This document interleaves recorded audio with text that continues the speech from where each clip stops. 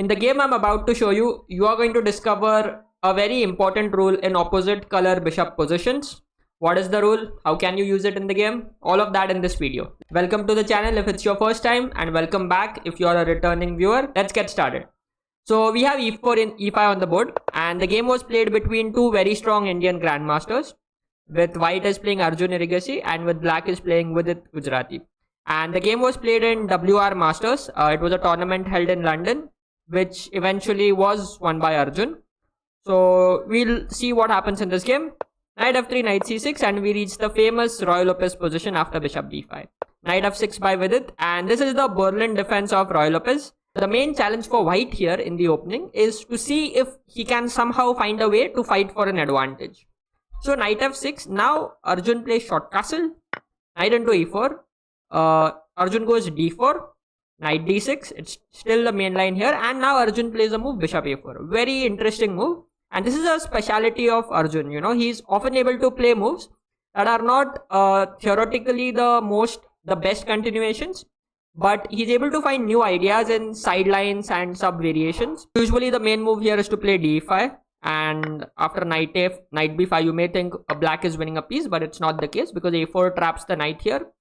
Black often goes knight d4, knight d4, knight d4, queen d4, and we often get this famous draw after d6, ed6, queen d6, and players just repeat the position like this. Okay, but Arjun is of course playing with the white pieces. He doesn't want to allow a draw so easily. So after knight d6 he plays bishop a4, very interesting idea, and he sacrifices a pawn after e4. Now like black is already a pawn up, but now Arjun says I'm going to get out all my pieces as quickly as possible into the game. Now rook e1 pins this pawn, so black plays bishop e7, and Arjun is able to develop his pieces very quickly. Knight c3 was attacking the pawn, Vidit protects it with the move f5. Now there comes bishop f4, knight e5, d5. Knight has to drop back to f7, and Arjun goes bishop b3, pinning this knight on the diagonal. So Vidit is like, okay, let me get my king out of the danger. Now Arjun takes, and goes here queen h5, attacking the rook. So Vidit plays the move king g8, and Arjun goes knight d5. So already 15 moves are over, and Arjun is down 9 minutes on the clock, whereas Vidit is down by 30 minutes, more than 30 minutes. And this is often what the goal of the top level preparation is. Often you may not get an advantage out of the opening, but if you can get a clock or a time advantage, that is still a very, very nice outcome. Okay, so knight d5, very good move, centralizing the knight. Now there comes the move d6. Black of course wants to develop his bishop, so he needs to get his pieces out quickly. There comes rook a d1. Already the rook is looking at the queen indirectly. Now there comes bishop e6. Vidit wants to get out all his pieces. Now Arjun takes here, and he's able to win this pawn after rook d6. So Arjun's slight lead in development has allowed him to regain the pawn that he lost in the opening. Okay, now we get this position where we have opposite colored bishops. Okay, black has a light squared bishop and white has a dark squared bishop. Now in these positions, whichever side is attacking is said to have the advantage. So white's goal here is to create an attack against this black king. Okay, because in that case, this bishop's power will be unmatched. So rook into d6 played. Now black wants to trade off the rooks as quickly as possible. So he trades one pair and goes rook f8 with the idea to put this rook on d8. What would you play? Arjun now sees that black's rook wants to go to d8, and as more and more pieces would get exchanged, it would become harder to create an attack. So Arjun doesn't want to allow that. So he drops his queen back to d1 and stops the black rook from landing on d8. Now there comes the move rook e8.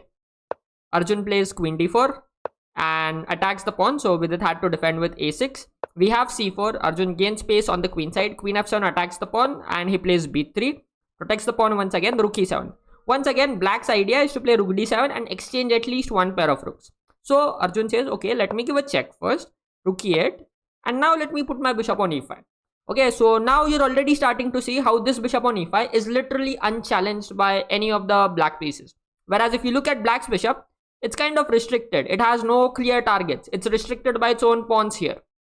Okay, and there is even a joke in chess circles that if you're attacking in opposite color bishop positions, you're essentially a piece up because your bishop cannot be challenged. Now Vidit plays the move g5. it turns out to be a bad move, but it's not easy to play this position with black. Because now white has a very direct threat to take on g7. Let's say for example you go queen e7. White will take here, take this g7 pawn. And yes, you lose this g7 pawn here. So this is a very real danger in the position for black, which is why I think Vidit played g5. However, here black has a way to instantly, equalize the game with a move like queen d7.